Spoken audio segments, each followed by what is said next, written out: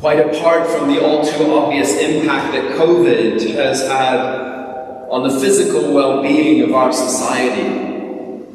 It's also become increasingly clear just how much the pandemic is affecting our mental health as well. This is undoubtedly a complex issue, and one that takes on many forms. But there now seems to be little doubt that not just adults, but even children are suffering emotionally and psychologically from all of the uncertainty and disruption that COVID has brought along with it. Not a few people here at St. Mary's and in the wider community have told me just how tired they are, how fragile and irritable they sometimes feel, how apprehensive they remain about what the future may hold. But the truth is, and I imagine it's a truth most of us already know well, is that the stresses and strains of life didn't only begin with coronavirus. Instead, like so many of the challenges we currently face, this pandemic has simply intensified, or at least brought into sharper focus, problems that were already there. And not least of these has been a growing recognition of just how many people do in fact struggle with feelings of anxiety, with feelings of depression, feelings of isolation. In some ways, of course, this is actually a positive development, because as the stigma that used to attach to mental illness has gradually lifted, more people now feel they can be honest about those struggles and their need for some kind of support. But there's also a worrying sense that life in the 21st century has simply become too stressful and difficult and alienating.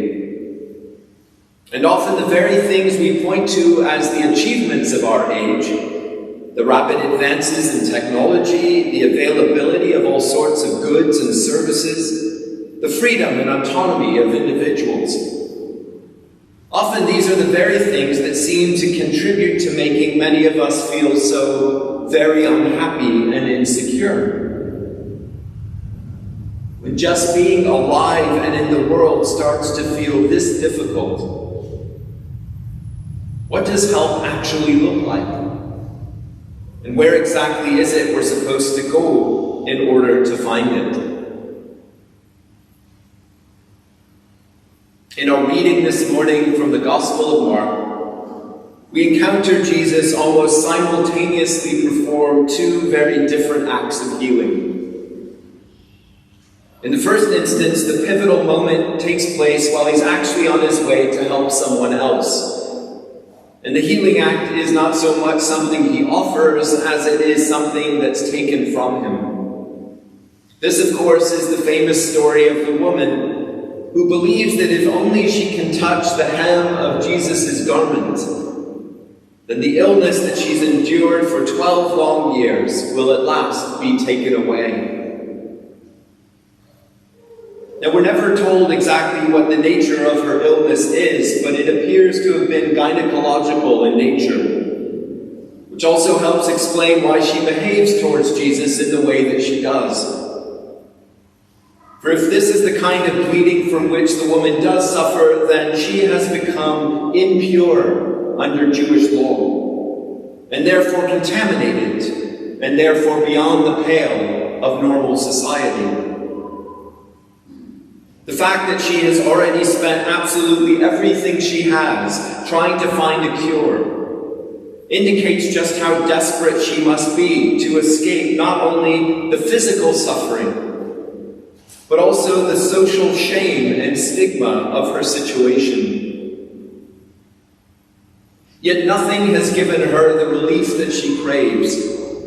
We can only imagine how, after 12 years, this disease and its impact have become the defining reality of her life. So surely by now the question has become for her, what, if anything, does she have left to lose? And yet she also knows that to approach Jesus directly, to acknowledge publicly the nature of her problem, is to risk still more rejection and further humiliation. Her solution then is not even to dare to ask for recognition, let alone relationship, but only for relief from the unrelenting nature of her affliction. By contrast, of course, the other healing in this episode that Jesus is called on to perform, it couldn't be more public.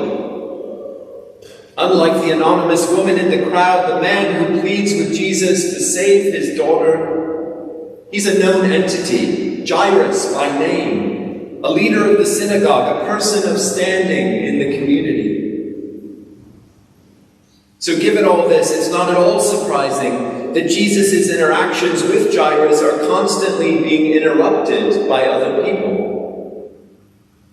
And this too is significant, because it reminds us that despite the differences between him and the unnamed woman, Jairus also remains in some way locked in and defined by the expectations of his community. Even in his willingness to ask Jesus for help in the first place must seem odd and somehow distasteful to all the respectable people who surround Jairus. So whereas what the woman in the crowd really needs from Jesus is a public recognition, an honoring of her need, what Jairus needs rather is a chance to seek his daughter's healing away from the limelight, away from all the scrutiny and judgment that comes with being a reputable member of the community. Thus, here again, Jesus provides what each and every person needs the most, such that the little girl is brought back from the dead not as a display of Jesus' own power, but as a deeply private affirmation of faith on behalf of an all too public man. At least one thing, then, that binds together the two parts of this passage is what each of them tells us about Jesus' approach to what we might call the social nature of our suffering and our illness.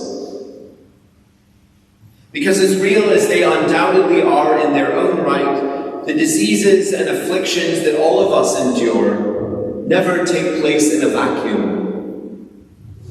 Instead, we always experience them as part of a particular culture and society. We experience them being members of that culture and that society. It's a context that shapes our understanding of what they mean and how we should feel about them. But in today's gospel, we see Jesus again cutting across the received wisdom of his own culture in order to bring a message of good news to those who suffer. For the good news he brings to the unnamed woman in the crowd is that no one is ever destined to be defined solely by their illness. No one is destined to be defined solely by their illness in precisely the way that she has been for the past 12 years. And the good news he brings to Jairus is that no one, however respectable or privileged or educated, ever reaches the point of no longer requiring God's help or needing God's healing. At a time when so many people in our society are struggling with different kinds of mental illness, a form of illness too often ignored or misunderstood, these insights from Jesus are a lifeline that we should all cling on to. Because some of us in particular need to hear the good news that our lives are always about more than whatever afflicts us. That it's never been God's will and it never will be that we should suffer silently and alone. While at the same time, others among us need to be reminded that there's no such thing as being too strong, either to ask for God's help or to receive it. All that's required of us is what is required of the two people in this story. That we be prepared to look past whatever limitations are imposed upon us by our society, and instead to receive from God the very thing that He's ready and willing always to give. And that's the particular form of freedom that each and every one of us requires in order to fulfill our unique calling as a child of God. Freedom of body, freedom of spirit, and yes, freedom of mind. For as the psalmist reminds us, heaviness may endure for a night, but joy comes in the morning.